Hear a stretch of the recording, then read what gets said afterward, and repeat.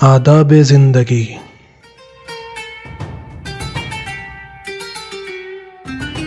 آداب خانہ داری، سفر کے احکام، لباس کے آداب اور بھی دیگر آداب جاننے کے لیے دیکھیے تہذیب الاسلام۔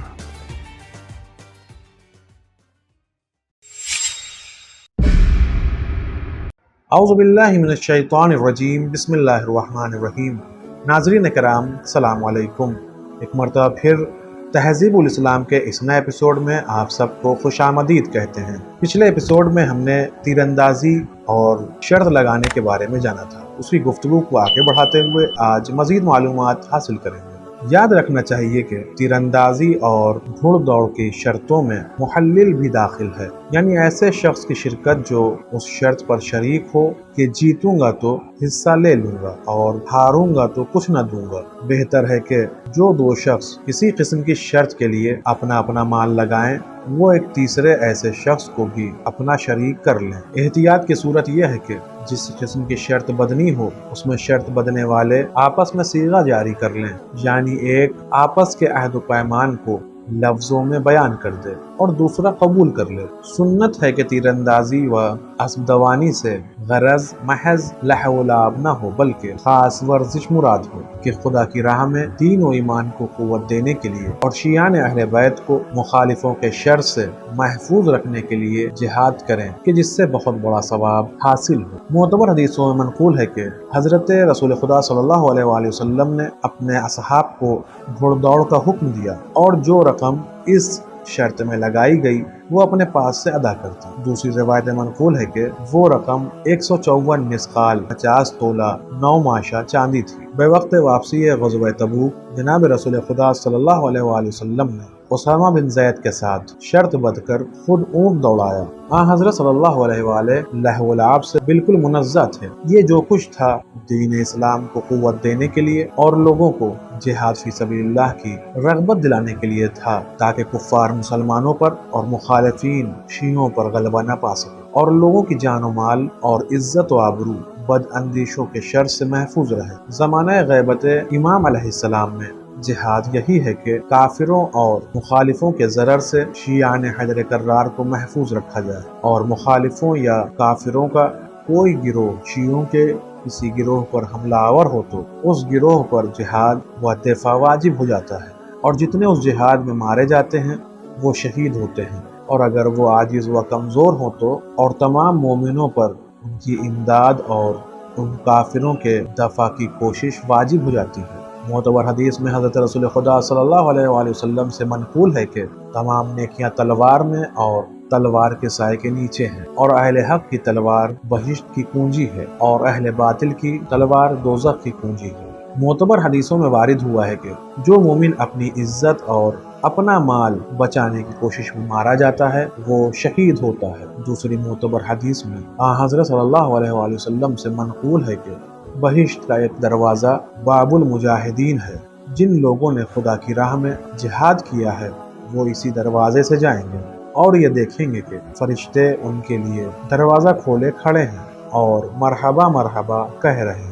نیز فرمایا کہ خدا تعالیٰ نے میری امت کو گھوڑوں کی ٹاپوں اور نیزوں کی نوکوں کے سبب معزز کیا ہے۔ یہ بھی فرمایا کہ جبرائیل نے مجھے خبر دی ہے کہ تمہاری امت میں سے جو شخص خدا کی راہ میں جہاد کرتا ہوگا، اگر اس پر میہ کا ایک قطرہ پڑے گا یا اس کے سر میں کچھ درد ہوگا تو اس کے نامہ اعمال میں بھی شہادت کا ثواب لکھا جائے گا۔ معتبر حدیث میں منقول ہے کہ زمانہ امام علی علیہ السلام میں لشکر معاویہ نے انبار پر چھاپا مارا۔ اس کی خبر پہنچنے پر جو ان حضرت نے ایک خطبہ پڑھا ہے جہاد کی خوبیاں ظاہر کرنے کے واسطے، اس کے بعض فقروں کا ترجمہ ذیل میں لکھا جاتا ہے۔ جہاد راہ خدا بہشت کے دروازوں میں سے ایک خاص دروازہ ہے جو خدا نے اپنے خاص بندوں اور دوستوں کے لیے کھولا ہے۔ جہاد ایک خاص نعمت ہے جو حق تعالیٰ نے اپنے خاص بندوں کے لیے ذخیرہ فرمائی ہے۔ جہاد آفتوں اور مصیبتوں سے بچانے کے لیے خدا تعالیٰ کی عطا کی ہوئی مضبوط زرہ اور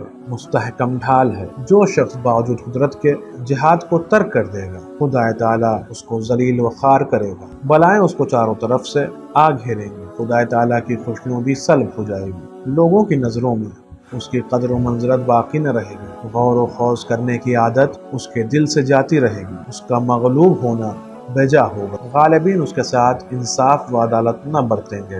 اے لوگوں، میں نے تم کو بار بار جہاد کے لیے طلب کیا، شب و روز آشکارا و پنہاں تم کو جہاد کی ترغیب دلائی، اور تم کو یہ حکم دیا کہ پیشتر اس کے کہ مخالفین تم سے لڑنے آئیں تم ان پر جہاد کرو۔ میں نے یہ بھی کہا کہ واللہ وہ گروہ جس کے ملک میں دشمن گھس کر ان سے لڑتا ہے دنیا کی نظروں میں ذلیل و خوار ہو جاتا ہے، مگر تم نے نہ مانا، سستی کام میں لائے اور ایک نے دوسرے کی مصیبت میں امداد نہ کی، نتیجہ یہ ہوا کہ انہوں نے تم پر چھاپا مارا اور تمہارے گھروں میں درانہ گھس گئے اور قبضہ کر لیا۔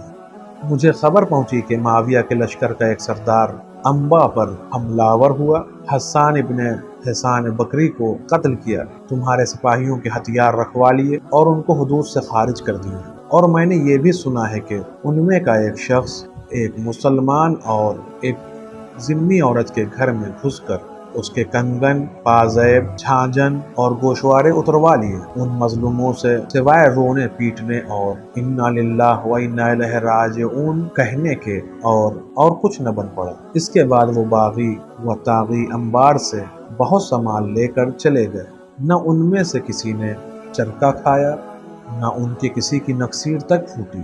ایسی سخت مصیبت پر افسوس کرتے کرتے اور پیچ و تاب کھاتے کھاتے اگر کوئی مرد مسلمان مر بھی جائے تو ملامت نہیں، بلکہ میرے نزدیک قابل تعریف ہے۔ اس گروہ کا اپنے دین باطل پر اس طرح مجتمع رہنا اور تمہارا اپنے دین برحق پر ایسا متفرق ہونا اس درجے تعجب خیز ہے کہ جس سے دل مرجھا جائیں اور ان پر غم و علم کا ہجوم طاری ہو جائے تو وجہ ہے۔ وائے ہو تم پر اور تمہارا برا ہو، تم نے اپنے آپ کو دشمنوں کے تیروں کا نشانہ بنا لیا۔ وہ تم سے لڑنے کے لیے تم پر چڑھ آتے ہیں، تم ان سے جنگ کرنے کے لیے ان پر چڑھ کر نہیں جاتے۔ وہ خدا کی نافرمانی پر اتنا آمادہ ہے کہ تم خدا تعالیٰ کی اطاعت پر اتنے راضی بھی نہیں ہوتے۔ اگر میں تمہیں گرمی پر لڑائی کے لیے جانے کا حکم دیتا ہوں تو یہ کہہ دیتے ہو کہ آج کل تو تڑاکے کی گرمی پڑ رہی ہے، اتنی مہلت ملے کہ ذرا گرمی کم ہو جائے، اور اگر جاڑے میں چڑھائی کا حکم دیتا ہوں تو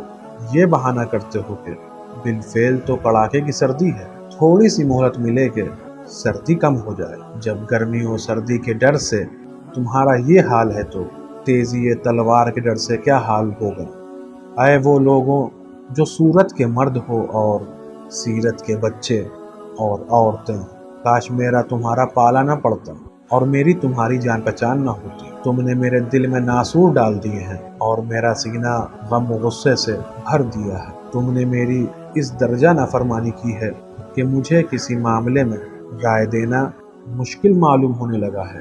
قریش یہ کہتے ہیں ابن ابی طالب بہادر تو بہت ہے مگر اصول جنگ سے ناواقف ہے۔ اے سبحان اللہ، مجھ سے زیادہ آداب و حرب اور اصول جنگ کون جان سکتا ہے، اور مجھ سے زیادہ جنگ کس نے کی ہے؟ جب میں نے اول جہاد شروع کیا میں پورا 20 برس کا بھی نہ تھا، اور اب تو 60 سال سے متجاوز ہوں، مگر جس کے ماتحت ہی اس کا حکم نہ مانے اس کی رائے کیا اور تدبیر کیسی۔ دوسری حدیث میں فرمایا کہ خدا تعالیٰ نے جہاد واجب کیا ہے اور اس کی بڑی نعمت قرار دی ہے، جہاد کو ذریعہ نصرت و امداد قرار دیا ہے۔ واللہ بغیر جہاد کے نہ دین کی اصلاح ہو سکتی ہے نہ دنیا کی۔ جناب رسول خدا صلی اللہ علیہ وآلہ وسلم سے منقول ہے کہ جو شخص کسی مجاہد کو اس کے عیال تک پہنچا دے اسے علاوہ شرکت جہاد کے ثواب کے ایک غلام آزاد کرنے کا ثواب بھی ملے گا۔ دوسری حدیث میں فرمایا کہ جہاد کرو، جہاد تمہاری اولاد کے عزت و افتخار کا باعث ہوگا۔ آج کے اس ایپیسوڈ میں بس اتنا ہے، انشاءاللہ اگلے ایپیسوڈ میں پھر ملاقات ہوگی۔ تب تک کے لیے شکریہ، خدا حافظ۔ سدرة منتهى